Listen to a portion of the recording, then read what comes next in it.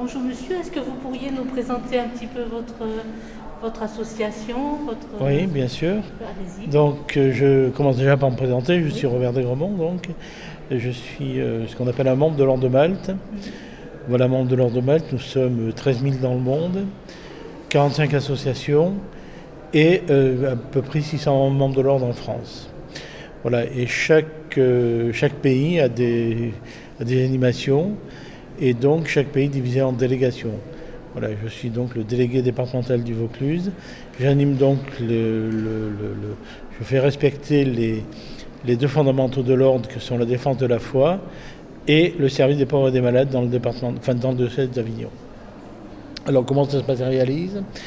Le service aux pauvres et aux malades, on a différentes activités, des activités d'entraide, des activités proches des gens de l'exclusion, des activités pour les étudiants, des activités pour les gens de la rue, des activités pour les gens seuls.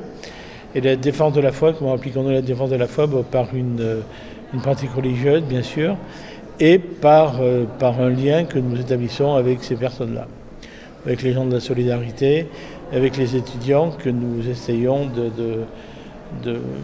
non pas de surveiller, mais de maintenir dans un certain cap, et notamment en les aidant pour qu'ils évitent, pour éviter qu'ils s'orientent vers l'argent facile que sont la drogue et la prostitution.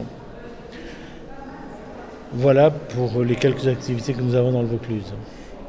Est-ce que vous pourriez nous parler un peu de l'histoire de l'Ordre de Malte ? L'histoire de l'Ordre de Malte, oui, c'est une histoire assez longue qui s'étend sur 9 siècles.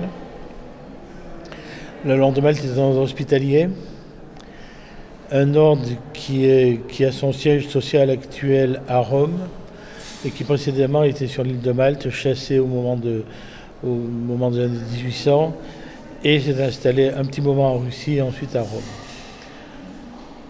Est-ce que vous pourriez nous dire comment on peut rejoindre l'Ordre de Malte actuellement ? En étant bénévole. En étant bénévole. Voilà. Il faut vous contacter. Beaucoup de services.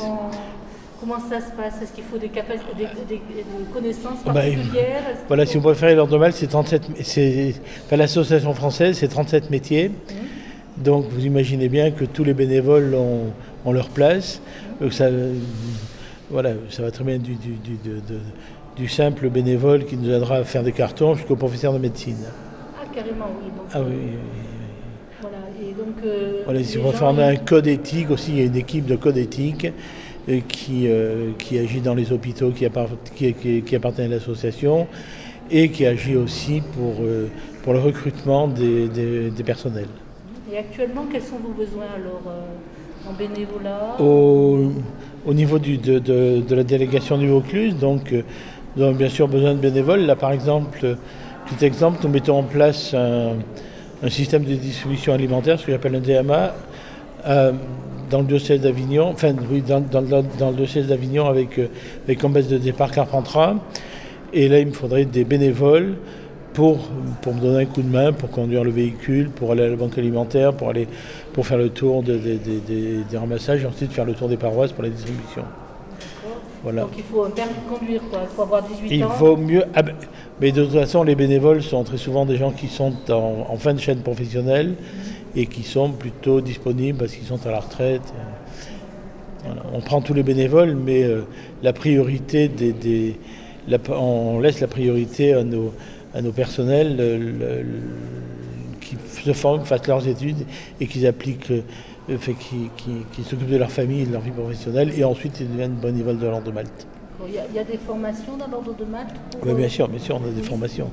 Il y a des écoles d'ambulanciers, il y a des formations de secourisme, il y a des formations pour la précarité.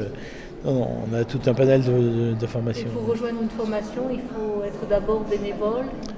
Pour rejoindre une formation, il faut être volontaire et présenter un dossier. Puis, D'accord. Voilà. Par exemple, pour les écoles d'ambulanciers, il y a des écoles d'ambulanciers, la plus proche est à Toulon. Il suffit de vouloir devenir ambulancier, présenter un dossier, et puis ensuite le processus continue. Quoi. D'accord. Donc en fait, vous êtes combien en tout sur la France ? Alors, il y a trois... Enfin, je compare l'Ordre de Malte à sont diffusés à 3 étages. Donc le premier étage, c'est le gouvernement, c'est-à-dire le grand maître à Rome et son gouvernement. Le camp des ambassadeurs, donc 106 représentations diplomatiques. La dernière représentation diplomatique, c'est-à-dire la dernière république qui a reconnu la souveraineté de l'Ordre de Malte et l'Allemagne. Le pays de l'Allemagne, donc, a reconnu la souveraineté de l'Ordre de Malte. Donc c'est un grand pays, c'est un pays qui a reconnu la souveraineté il y a à peu près 3 ans. Deuxième étage de la fusée, c'est les membres de l'ordre, c'est-à-dire les gens qui ont un engagement, comme je suis par exemple. Les membres de l'ordre de Malte, on est 13 000 dans le monde. Et le troisième étage de la fusée sont les œuvres hospitalières. Voilà, alors les œuvres hospitalières, on va dire que les œuvres hospitalières dans le monde, c'est 160 hôpitaux et 45 associations nationales, fondations, prieurés ou sous-prieurés, qui animent leur pays, leur délégation. Voilà, à peu près une centaine de milliers de personnes sont bénévoles le long de Malte, dans le monde. Voilà, oui.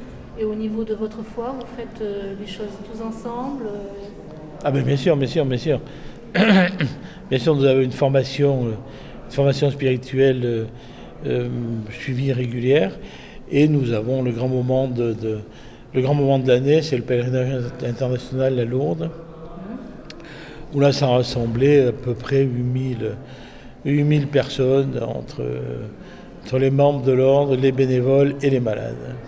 D'accord. Voilà, le pèlerinage à Lourdes, il y a un peu plus d'un millier de malades qui viennent d'un peu partout.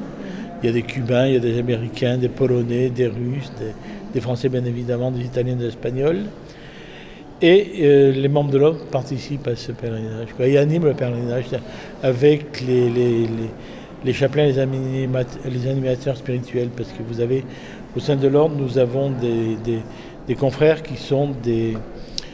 Alors il y a un cardinal patronus, qui est le patron de l'ordre, qui est lequel cardinal est le lien entre le Vatican et l'ordre. Ensuite, les évêques sont responsables des associations nationales, et les délégations ont un animateur spirituel, chapelain ou pas. Donc tout est bien prévu. L'Ordre de Malte, c'est une organisation très, très huilée.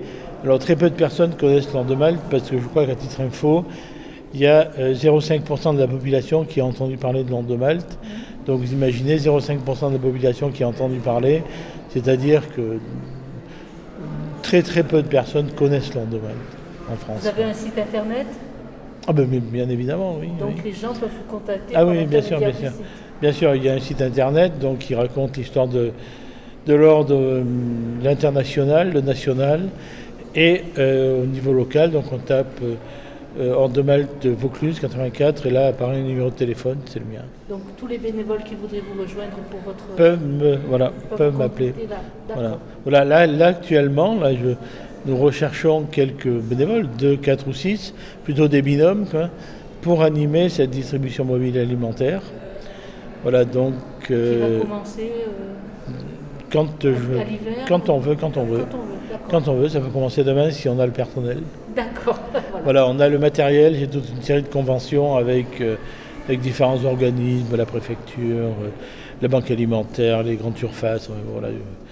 Ça, c'est cadré. Ce qui manque, c'est une équipe de volontaires pour faire le travail sur place, c'est-à-dire faire la tournée, aller récupérer les affaires, venir à Carpentras et ensuite distribuer les affaires dans les paroisses. Donc là, on lance un appel. On lance un appel, oui. À toutes les bonnes volontés. Voilà.